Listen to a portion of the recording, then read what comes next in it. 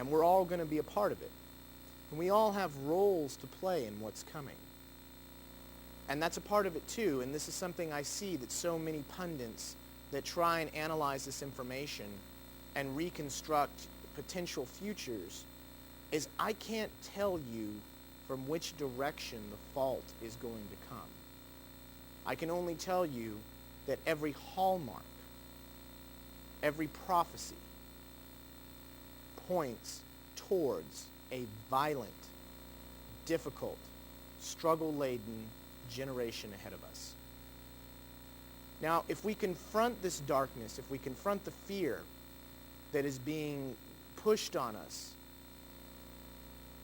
by our karma and by an elite small group that are actively engineering this destruction, and you can argue they're doing it intentionally or they're just stupid, greedy people, that argument becomes naive and self-defeating in itself.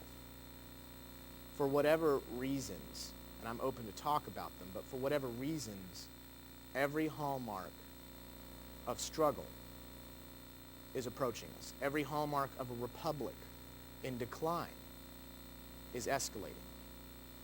Now, I believe in the human spirit, and I believe in an almighty and loving God of which we are a part and of which we have a destiny with. The choice, however, of which destiny we choose is an individual choice. And that individual choice is going to define our lives. Your life is going to be defined in how you react to the coming catastrophe. And that is all that's going to matter. And whether you believe me today, whether you know the information better than I do, ultimately, how we react when the Republic falls or we go into World War III with Iran or another war is instigated or there's a mass pandemic outbreak of disease or the economy collapses, any one of these threat vectors, and they could all happen, and it looks like we're going to get to experience them all in one form or another. Any one of them has the capability of destroying modern Western civilization and civilization in general.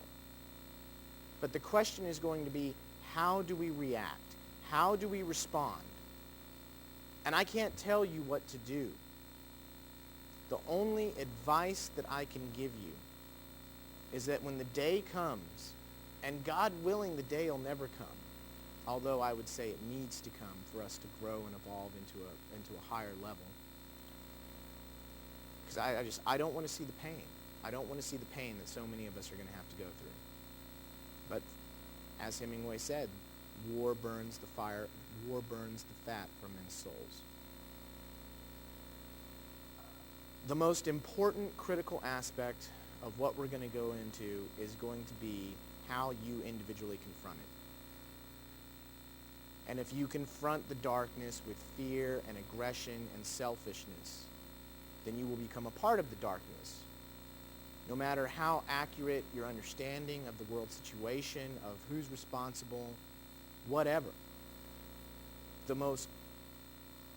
I keep saying it, but the most fundamental thing to remember is that when our time comes is to face it with strength, to face it with dignity, and to face it with love. Now that doesn't mean there might not be violence and we might not have to fight to protect our families and our children and everyone else. But it will always come back to, are you going to allow that situation to consume you, or are you going to be the light in the darkness? Are you going to confront that with light and by doing so cast out the darkness? And it is completely an aspect of individual will.